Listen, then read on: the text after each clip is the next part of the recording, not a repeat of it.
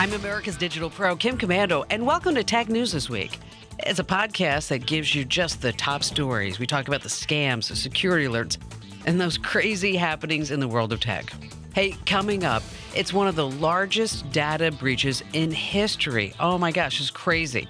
More than 770 million email addresses and 20 million passwords, they've been exposed.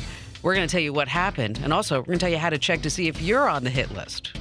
I'm Mike James. We're also going to tell you about some shoes that aren't just self-lacing, they're also controlled by an app. Plus, it looks like a popular phone from more than a decade ago. It's set to make a comeback.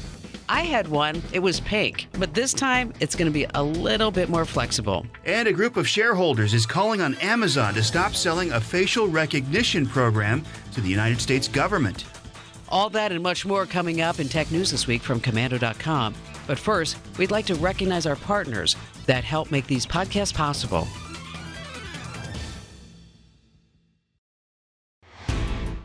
Okay, we start with the news of a major data breach, one of the largest in history.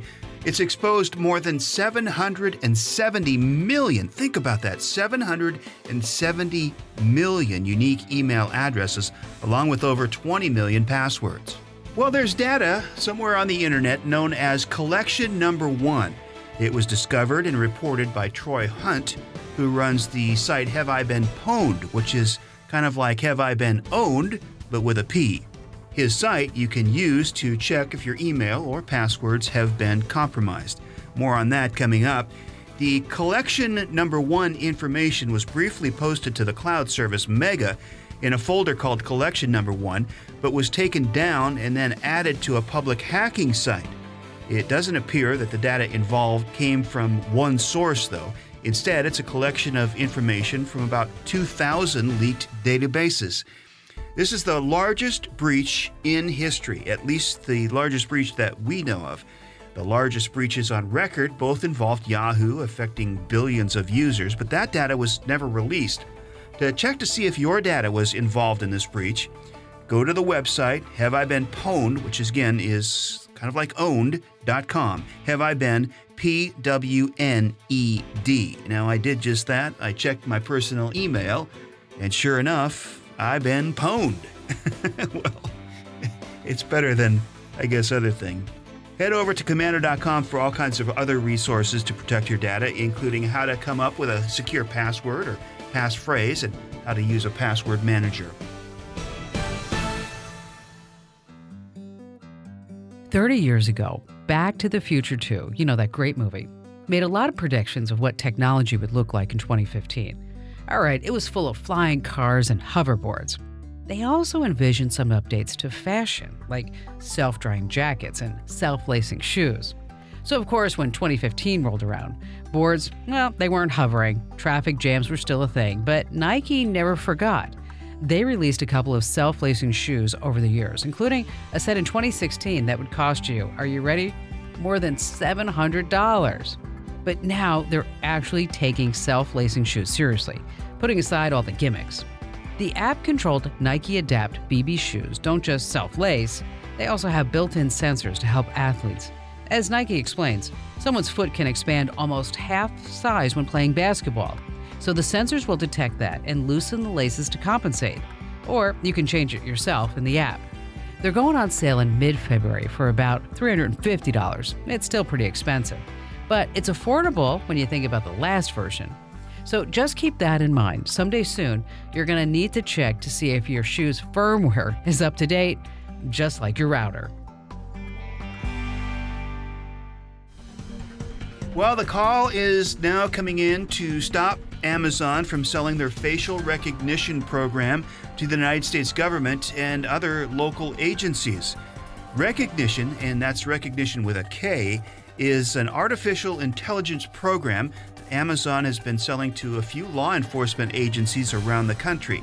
It can be used in other fields, but law enforcement employs it to find suspects through existing mugshots and to assist during an amber or silver alert.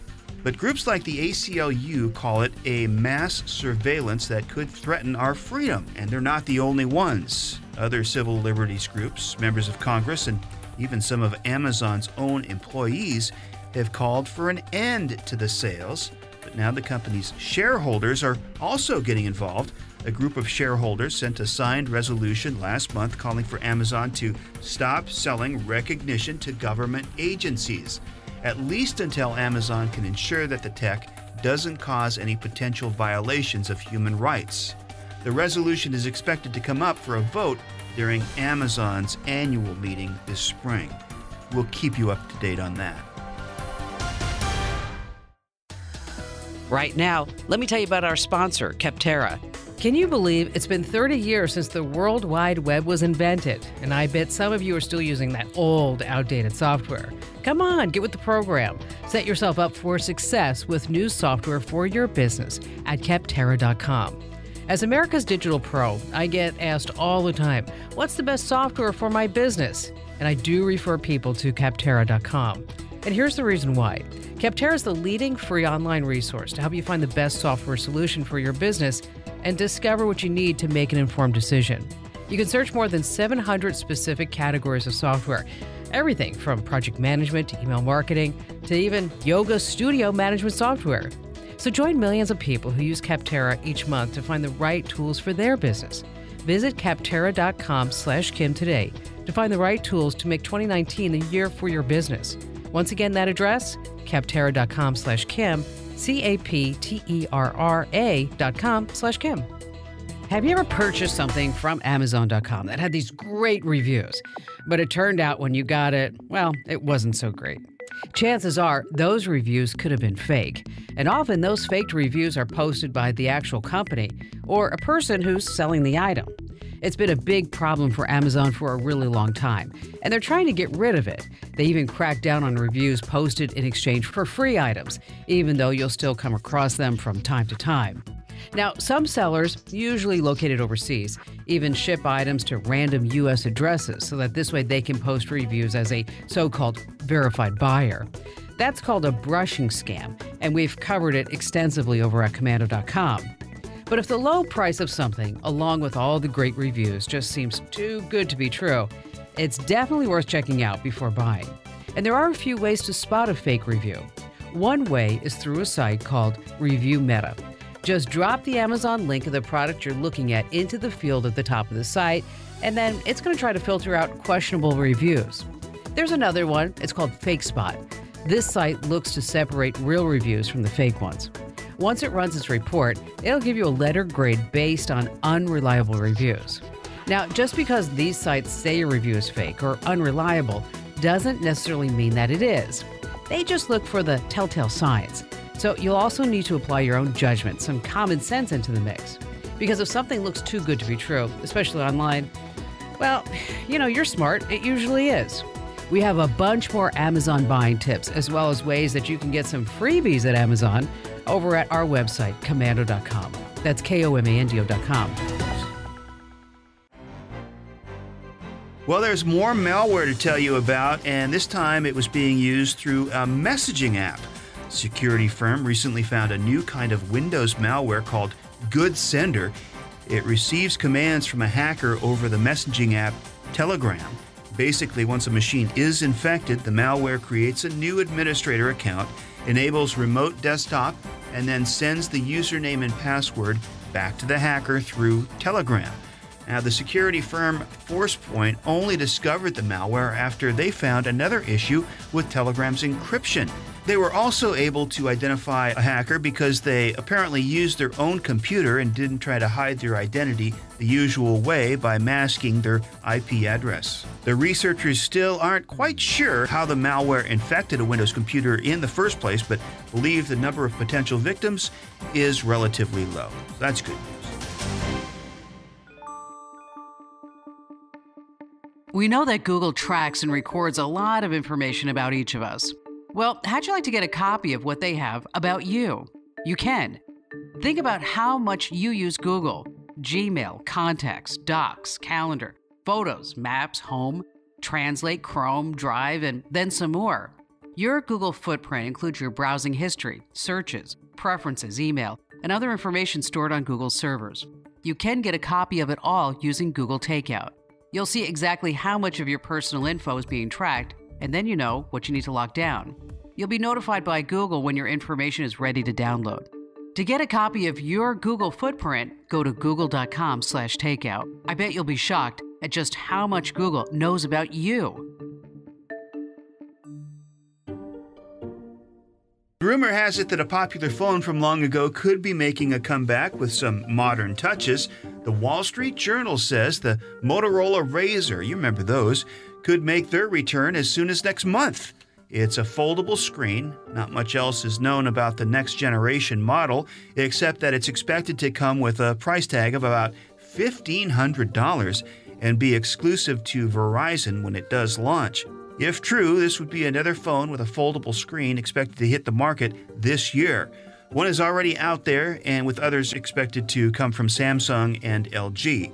But with this release, Lenovo, the parent company of Motorola, is hoping nostalgia about the Razr will bring buyers back. Remember years ago when roaming was a thing? It seemed like you couldn't even go 15 minutes from your house without the dreaded roaming icon popping up on your screen. Make or take a long-distance call, and that could be added cost tacked onto your bill. Well, even though it's mostly an afterthought these days, you might take a closer look if you're planning on taking a cruise anytime soon.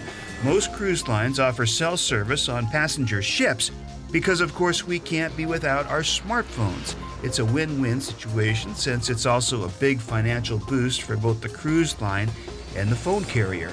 But if you don't take a few precautions before getting on a cruise ship, you could be hit with some big charges, even if you don't talk to anyone.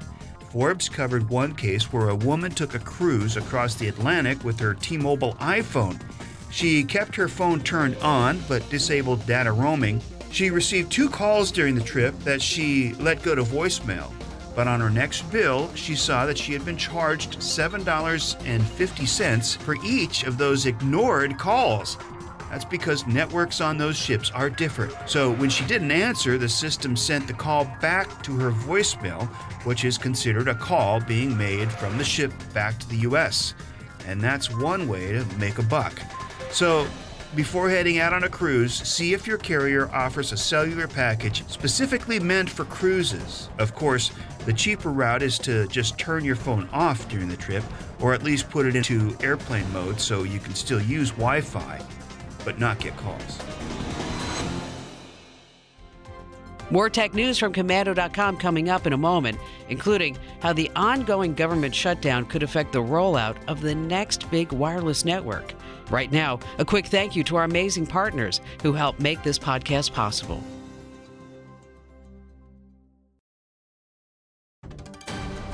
The government shutdown, the longer it goes, the more it impacts federal agencies and their initiatives, like the planned rollout of the 5G network we've been telling you about for months. Well, it could suffer a setback because of the government shutdown. It's already the longest partial shutdown in U.S. history, at 25 days as of Tuesday. One of the most impacted government departments is the FCC, which ran out of funding on January 3rd. That means there's no one home to approve new 5G devices. The Telecoms Infrastructure Association, which represents manufacturers and suppliers, said that continued shutdown is going to have a serious negative impact on new devices that will enable the 5G rollout. The TIA, again, Telecoms Infrastructure Association, said the FCC should keep the equipment authorization systems open during future shutdowns, or at least allow automatic certification by third-party labs. 5G-compatible smartphones are coming later this year, but will they have a network to connect to once they're out? We'll see.